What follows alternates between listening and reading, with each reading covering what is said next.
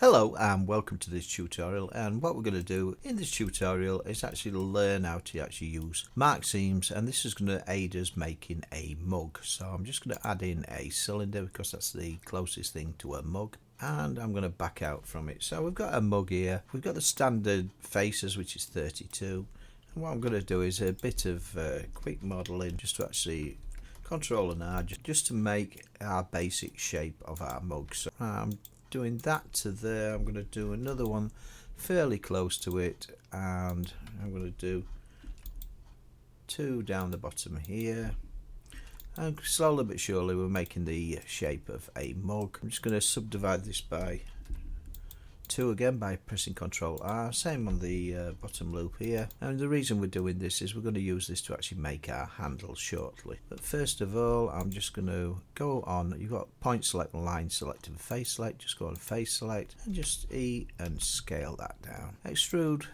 by pressing the right mouse button along the faces, because I'm just going to reduce that to there, and extrude again just to move it down to there. Gone a bit too far, and the way you can actually fetch this back is G and Z just to move it up, and that'll do. I'm just doing this rough, and I'm just going to Ctrl and R just to put a loop cut there, and in the bottom go on the face. I'm just going to E and S and E and S, because what happens if you actually extrude and scale, we actually get these two ridges, and putting two at the same level will actually hide an end gon.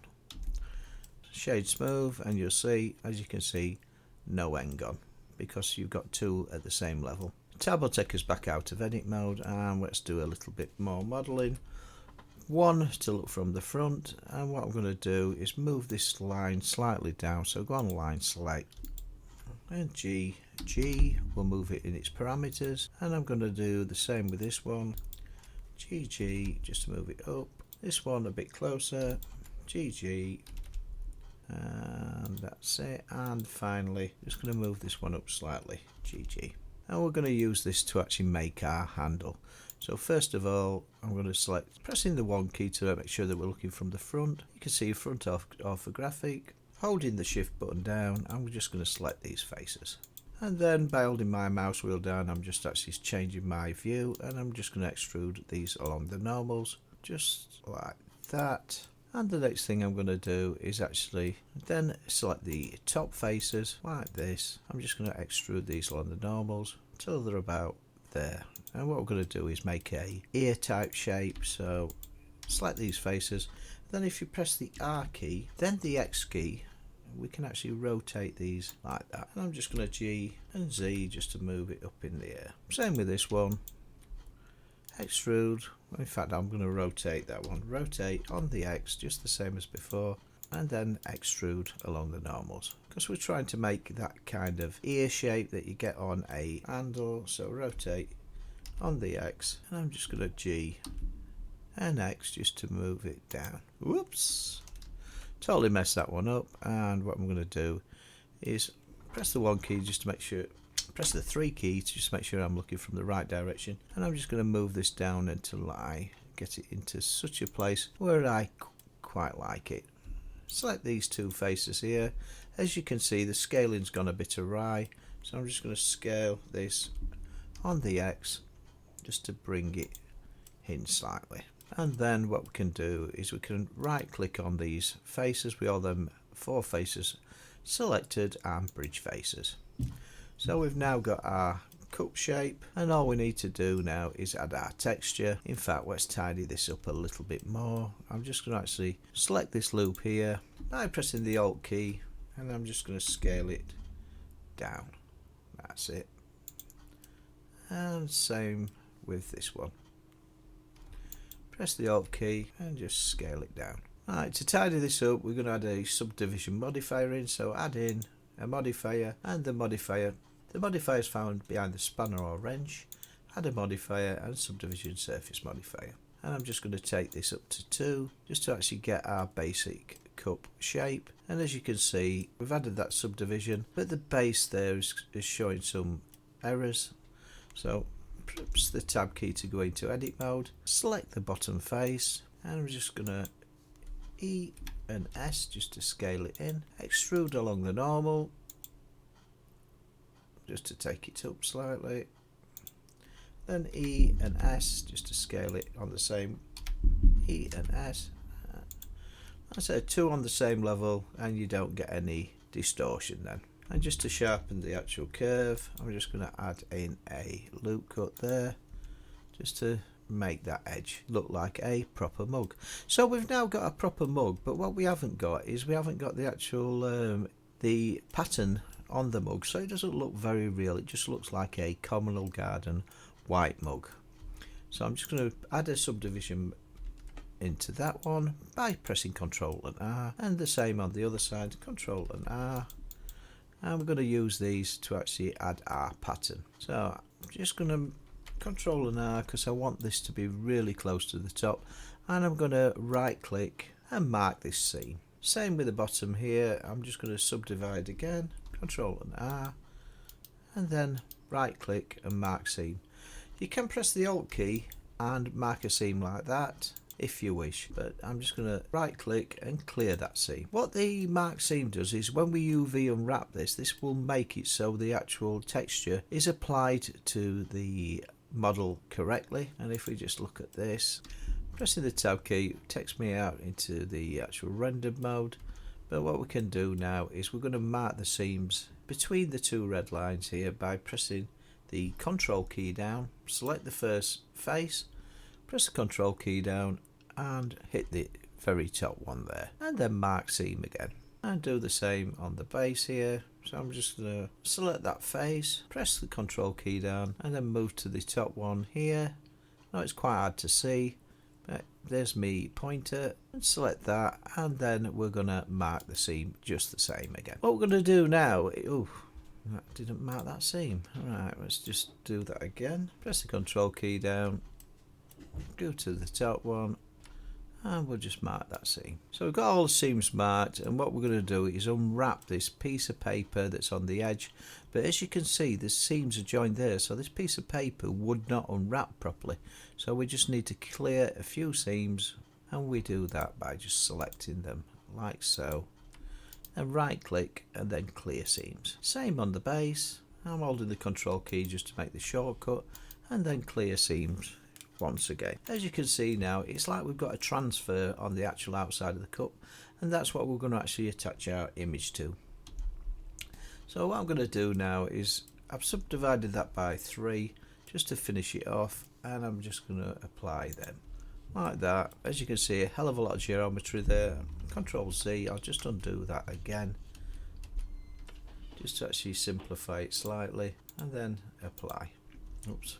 Out of edit mode and apply. As you can see, the marked seams are still in place, so we can still use these for unwrapping our model. So basically, select your model, select all the seams, make sure that you're actually in edit mode, A to select all, and what we're going to do now is we're going to UV unwrap by pressing the U key and then just plain unwrap. So we've now unwrapped our model, and all we need to do now is add a texture in and then do a bit of manipulation. So this texture is found on my community tab, so just actually download it from my community tab, and we're just going to add in a texture material. We'll call this mug texture. In fact, just call it mug T just to reduce me typing.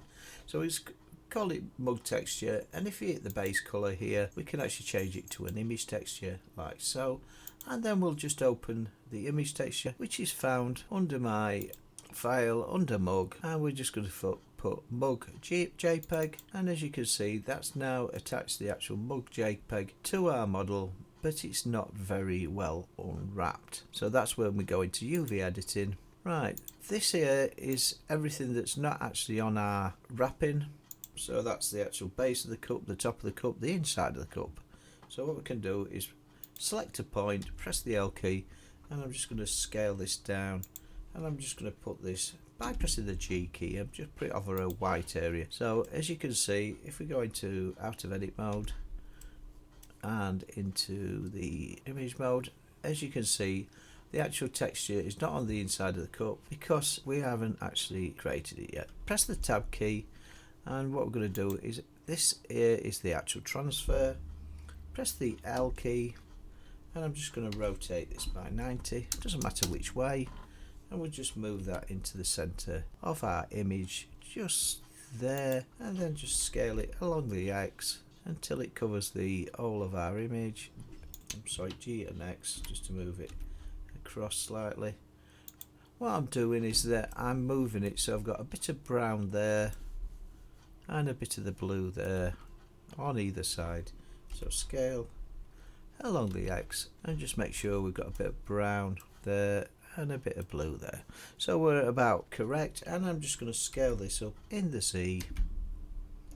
No, I'm not going to scale it up in the Z, I'm going to scale it up in the Y, which actually does it top to bottom, and I'm just going to G and Z, just G and Y, sorry, just to move it up just till it's about that. But I want a bit of white to show above it, so I'm just going to scale this up along the Y until it's just above there and showing white. Press the tab key to take us back out of edit mode, and as you can see, we've now got ourselves quite a good mug. So back into layout. All we're going to do to this is add a bit of shine to it, which is the metallic, and take the roughness down slightly so it shines a little bit. So now there we have it, we've made ourselves a mug, but I don't particularly like the shape of this mug, so I'm just going to show you a quick way how we can change the shape. So this is another part of the tutorial. So if we go on to proportional editing there, then go into edit mode by pressing the tab key, what we can do is select these bottom faces here. In fact, I'll go on face select just to actually improve this. Go onto these faces here, and with proportional editing enabled, what we can do is actually scale this down. If you press the S key now, we've got this bottom selected, but what we can do is actually increase this influence of this circle, so the actual deformation will go from the actual points we've selected, which are on the bottom. I'll just show you. Woo! Z. Right, so it's on the bottom, so we're just going to actually use this deformation and scale along the Z, and just select it and just scale this like that, just to get a more pleasant cup shape like that. Now it's very much similar to an actual cup I drink my coffee out of every single day, but the matte pattern is totally different. This is just random lines that I actually did on a JPEG in a graphics program. As you can see, that's well and truly quite a good cup, and if you didn't know it were real, it'd possibly fool you. And what you can do is, if it's too thick like that, we can even scale this down by using this proportional editing and shrinking our influence ring to get a sharper edge on our cup. Now you can also use this to actually change it in many different ways, to actually change the total feel and look of your cup, just by selecting different lines and scaling them up like that. Control Z to undo, and of course there's so many different types of actual that you can do it smoothly, spherical, root, inverse square. There's a sharp one here, linear, constant, and the random one. I wouldn't suggest you use the random one, because if you use the random one, it really does mess things up. So I just select a point here, use the random one and scale it up, and you'll see that pretty quickly it really messes up your model. But that might be the look you're wanting, but it's not for me. Control S, Control Z, and we've got our cup back. And then we take it all the way back if you want to by pressing Control Z, and we've got our basic builder's mug as well. Hope you enjoyed this tutorial. It's a quick and easy tutorial in Blender, but please join me next time, and of course subscribe, hit the like, and please share this with other people if you found it useful. Bye for now.